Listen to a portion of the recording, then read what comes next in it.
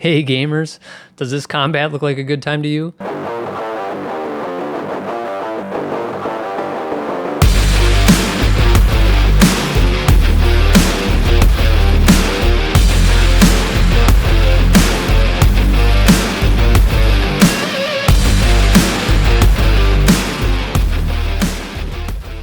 This is Shape of Dreams. It was first revealed at the Future Games show in August 2025 at Gamescom. They only showed like a 30-second trailer of it, and I was hooked. I was hooked real good. Later that day, I downloaded the demo and I was playing it after I tucked my wife and kids into bed around 9 p.m. The next thing I know, I'm looking at my phone. It's 1 a.m. in the morning. I couldn't believe how polished this game was and how much fun I was having with it. Since picked up the full game, and between the game and the demo, I'd probably put in around about 20 hours so far. The demo is actually still currently available if you want to try it out to see if you like it as much as I do. Unfortunately, for my console brothers and sisters out there, it's only available on PC right now with no current release date for consoles. I'm not sure if it's going to be coming to consoles or not yet, but I sure hope it does for all you guys.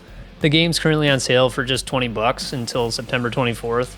Otherwise, I think the normal price is like $25, so either way, it's a steal. If you do play the demo, you'll gain points, which the developer then rewards you by letting you use those points to level up your characters in the full game. Since the full release is a different version from the demo, it's not a one-to-one conversion, but I still like to point out these nice little things that the developer does when they show their appreciation for the players. So what is Shape of Dreams? Well, it's a fast-paced, action roguelike game set in a dream realm that has such a cool aesthetic to it. There's a collapse between this reality and a dream world, creating this dream realm known as the Rapids. You're a traveler that ventures into this realm, each traveler having their own backstory of why they're doing so. You traverse through these constellation-like maps, fighting a variety of monsters, mini-bosses, and end bosses for each map. You will fight your way through all these really trippy environments, but don't spend too much time gawking at the cool scenery, because you won't have time if you want to stay alive. Not only does this game look great, but it plays great too, and the gameplay loop is what really matters in roguelites. The characters I've played with so far are a ranged sharpshooting lizard called Lacerda, fast melee-focused knight called Mist, a glass cannon mage called Ubar, a beefy tank of a knight called Vesper, and an elemental mage called Arena that sacrifices her own health to do damage. Lacerda and Mist are definitely my favorite so far, but Mist is by far my favorite character in the game because she's so fast and agile, and she just cruises around the battlefield and she does tons of damage. There are 8 total characters in the game, but I've only unlocked the first 5, so I'm really looking forward to trying out the next 3 once I unlock them because each of the characters feels so wildly different to play. The combat is really fast and fluid, and the controls are just perfect. The thing that really makes this combat stand out is the freedom of build variety for each run. It starts out briefly slow because you only get one active ability, one ultimate, a passive, and a dodge to start. There are 2 empty slots for 2 more active abilities, which you will get drops for very quickly.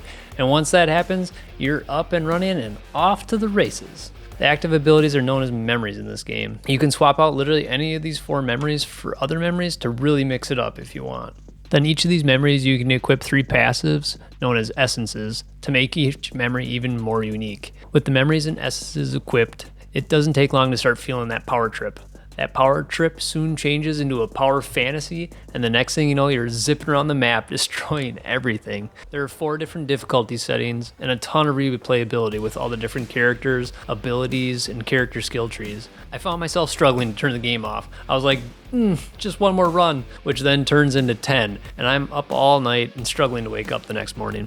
I could go on and on about the combat and the other systems in this game, but I'm going to delve deeper into these various systems for you in smaller chunks in some future videos. If you enjoyed the introduction into Shape of Dreams, I would appreciate it if you could drop the video a like. I'll have more Shape of Dreams content coming your way, so I'd appreciate it if you would subscribe, if and only if you want to learn more about this game.